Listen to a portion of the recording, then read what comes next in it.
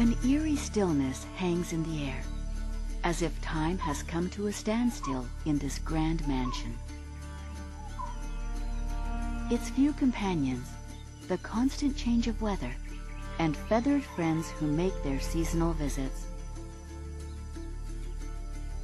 But within these walls lies the century-old story of a man with valiant dreams.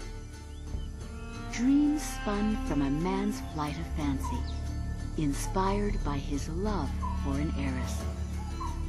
Where love and romance, ambition and tragedy intertwine, leaving behind an imposing enigma that continues to be shrouded in mystery.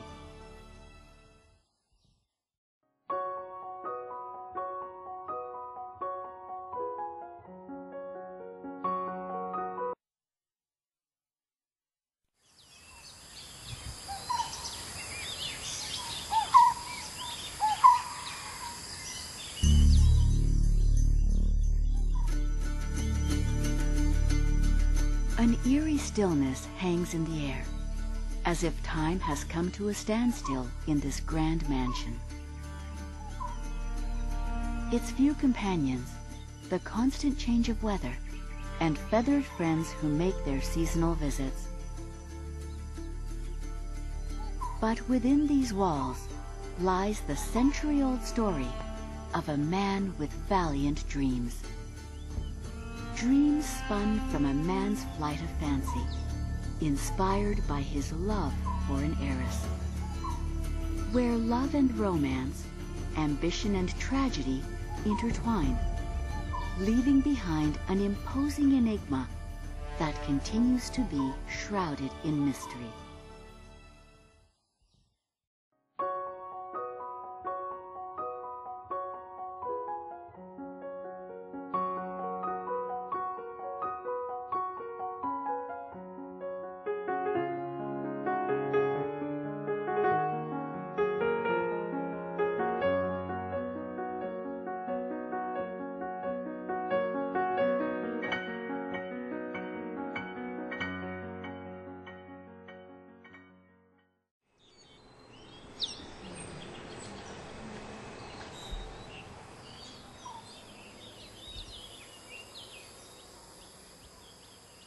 Once dubbed the City of Millionaires, Ipoh is also known as a city built on tin.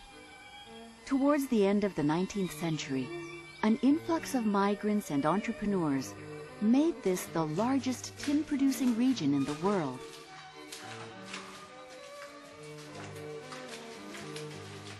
As the British Empire expanded its colonial government in Malaya, men from China, India, and Europe came in droves looking for opportunities.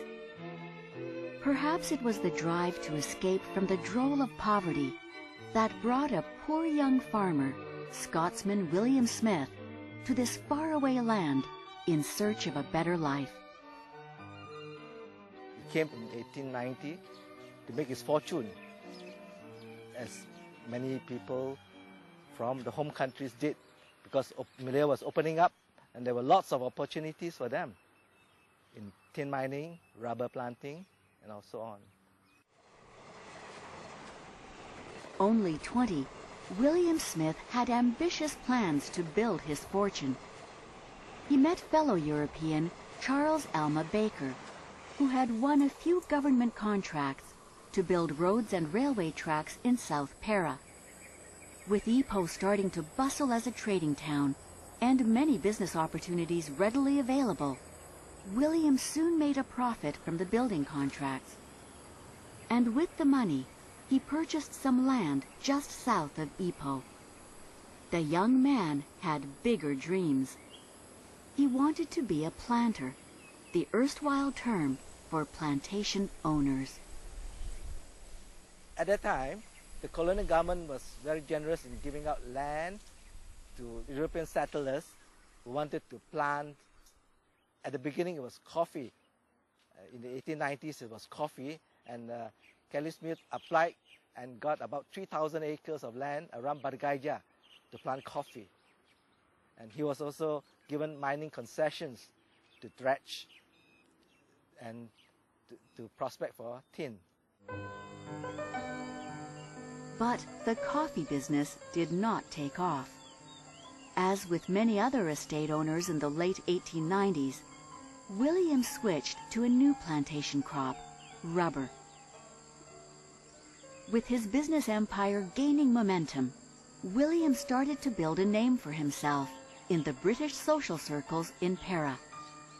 But misfortune soon struck, and William had to leave the country immediately. He received news from Scotland that his mother was very ill, so he had to go back quite suddenly to see her. And on the way back from Scotland, he met Agnes on board the ship coming to Penang.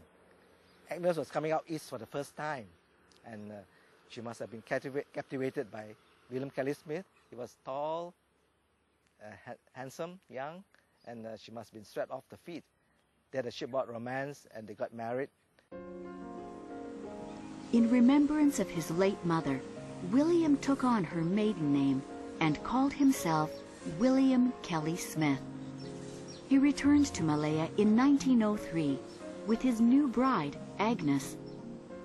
Agnes was an heiress who came from a rich cotton family in England and due to inherit £300,000 from her trustees in 1906. But William wanted his young wife to have everything she desired in this foreign land. He transferred some of his rubber estate to his wife's name, making her its owner, and made plans to further develop it. Kellie Smith got a loan from a Chinese company in Singapore to advance her $24,000 a year for 3 years until she received the money from trustees.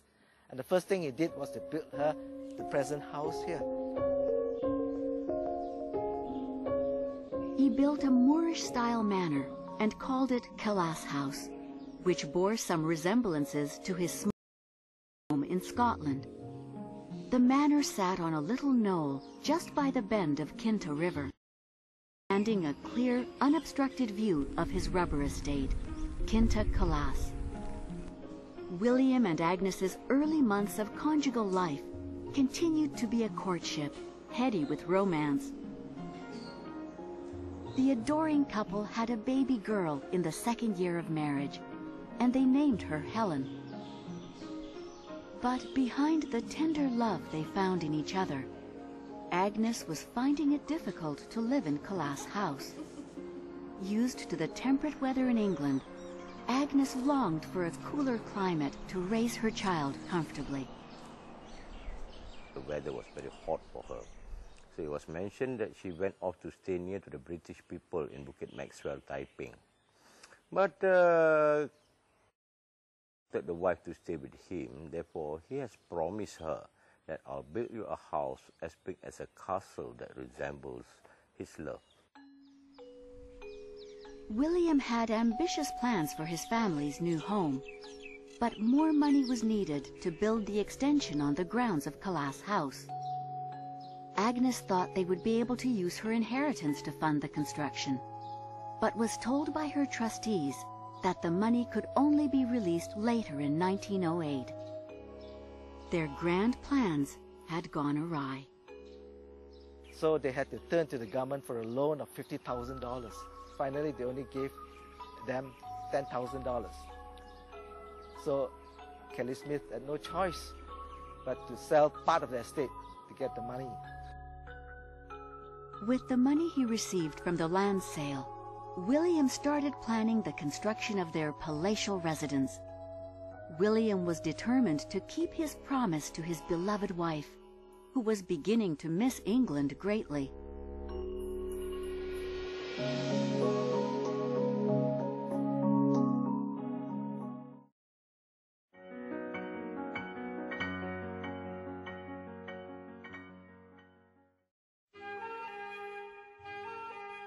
William Kellie Smith had a lot to celebrate.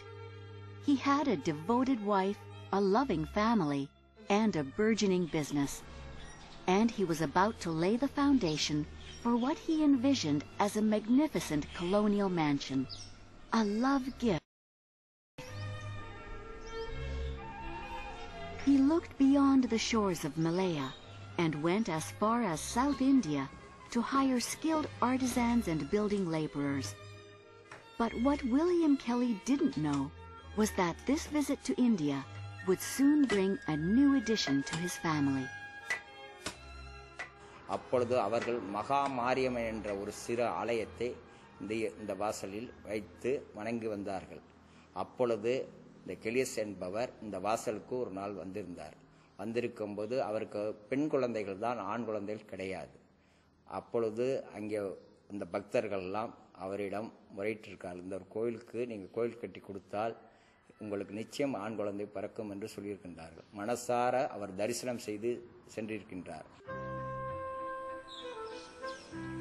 11 years after they had their first child, both Agnes and William were blessed with a son, Anthony.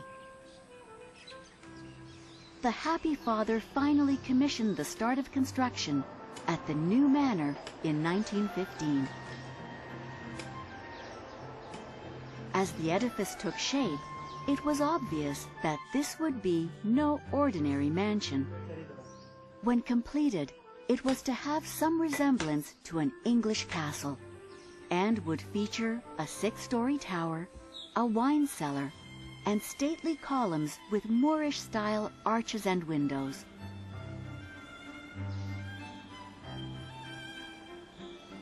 William even had plans for the walls of the rooms to be decorated with Greco-Roman designs, and a bucket lift, which would have been a first in Malaya.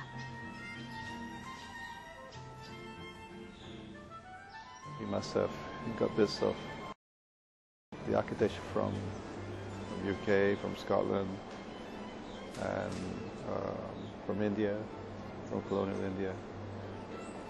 So it's like a very eclectic style of composite of things that he liked, I think. He would have visited these places, he would have made notes, done drawings, I'm sure. And he went back and told the people that this is the style that I want. Ambitious plan for the castle extended to its grounds, which were to be groomed into pockets of open spaces and lawns, and connected to the original house by a covered walkway. But just as progress was well underway, tragedy struck. A mysterious flu-like illness swept through the area, killing many of William's Indian workers.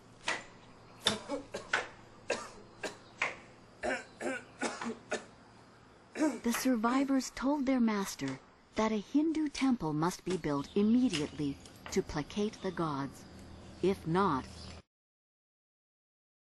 decimating their numbers. There was a disease known as Spanish flu that kills most of his workers. So being a very superstitious man, what he did is that he sent the balance of the workers, right, to the present site where the Indian temple is, which is about 500 meters away from Kellie's castle, to build the Indian temple.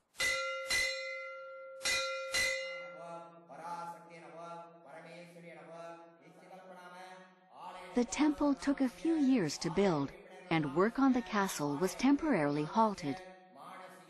With the erection of the temple, the epidemic mysteriously disappeared.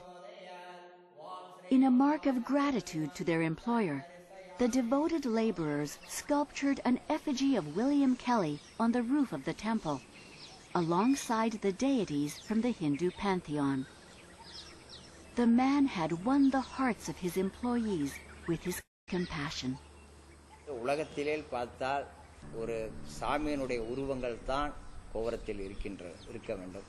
அது அவருடைய என்ன சிந்தனைகள் என்று தெரியாமல் அவருடைய உருவத்தை இந்த வாசலில் வைத்திருக்கின்றார்கள் ஒரு ஞாபகார்த்தமாக. ஆனால் ஒரு சன்னதியில் வந்து ஒரு உயிருள்ள மனிதர்களை யாரும். After completion of the temple, building work resumed at the castle. In the long years that transpired in the construction of the castle, William was increasingly consumed by the need to create a masterpiece that was unique and monumental. More details were added, adopting Moorish influences, with a turreted staircase and arches that spoke of his travels to various countries. There were even flying buttresses on the outside of the building, each adorned with images of William Kellie and his family. It was built as a romantic endeavor, but it wasn't something I'm sure he did, instantaneously. In those days, it takes a long time to build. Taken some time to plan it, some time to design it, some time to do some research on it, and then to assemble all the builders and the craftsmen. I can imagine somebody building something as big as that, as a work of love as an object of love for a woman. How much love for women, A letter's not enough, Maybe words are not enough. A building is tangible.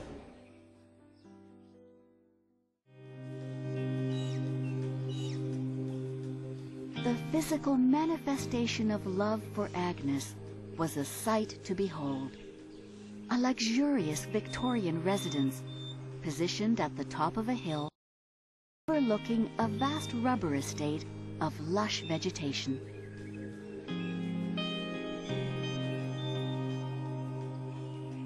William Kellie and Agnes spent many blissful days with their family, watching their new home evolve, slowly and grandly.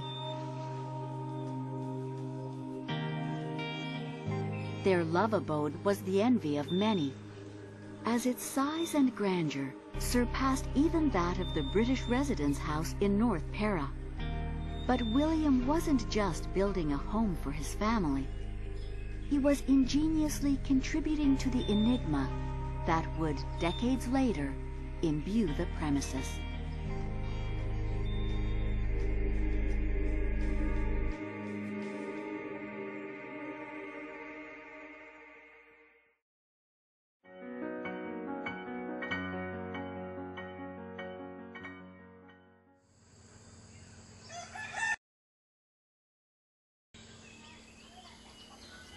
Today, the sleepy town of Batu Gajah belies the glory years of an affluent era. William Kellie became one of the biggest planters in the area, accumulating much respect and recognition in society.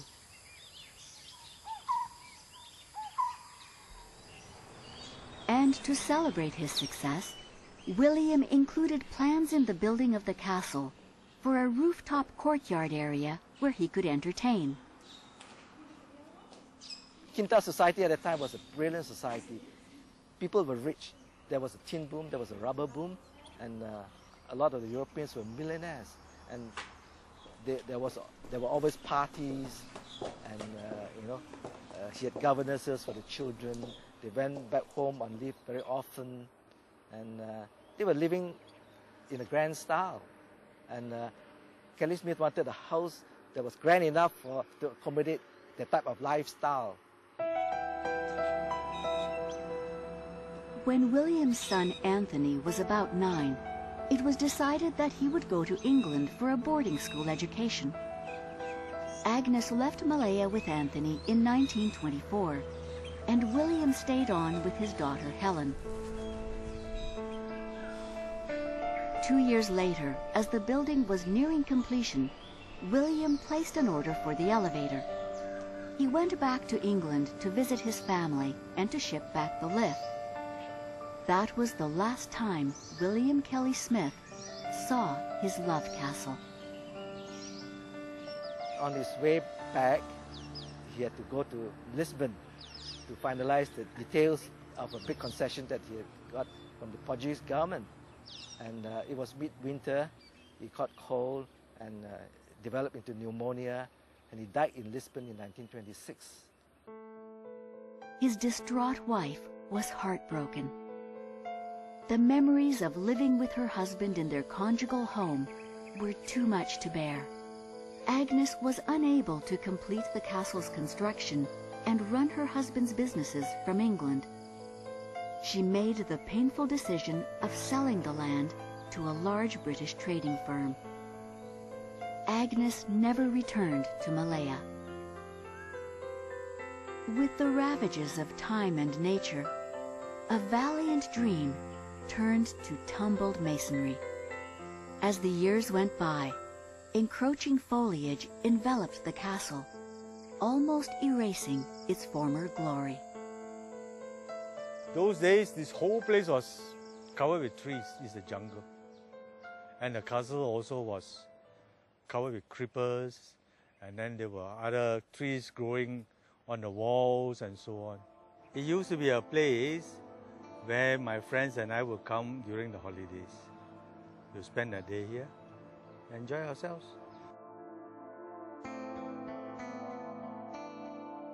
Perhaps it was the lingering spirit of love that rubbed off on the curious visitors, as some years later, Ho's childhood friend became his wife. But it's not just stories of love that swirled around the castle. Tales of speculation and superstition further fueled the mystery of the mansion.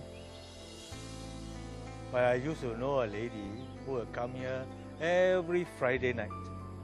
The taxi driver will bring her. She would sleep in one of the rooms for the night and ask for numbers. So I think she lost her fortune here rather than strike it rich.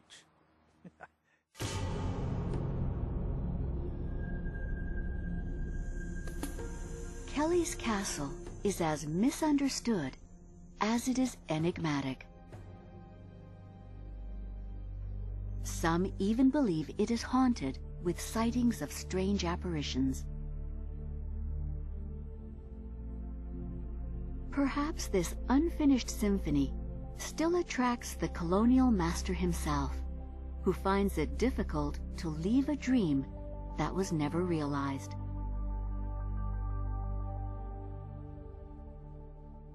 This place is active, and it's a residual haunting which happens over and over again. So the situation that took place many years back, it's been repeating here over and over again. I've seen some unexplainable things. For example, quite a tall guy, in European guy, because the way, by the look in it, with a hat on. But the moment when I go against this figure, it slowly begins to disappear and all. We paranormal researchers believe that during the full moon and the new moon, those are the time the geomagnetic field of the earth is very high. Therefore, for them to appear in a much more resemblance form, it's more easier for them. But that doesn't mean that they're not here all the time. They are here exactly how they used to be the last time. It's just that our perception to know whether are they there or not. The effort and those emotional love that he has before his wife and all, those things actually we carry when we go to the spiritual realm. It doesn't go away. It's like an emotional baggage, If, like, for example, if you love something in this current physical life and you move on to the spiritual world, you still carry those kind of characteristics with you. He might have come to a faraway, unknown land, looking to make his fortune. But with his indomitable spirit and vision, William Kellie Smith created an edifice, one which still whispers of a special love story between a man and a woman.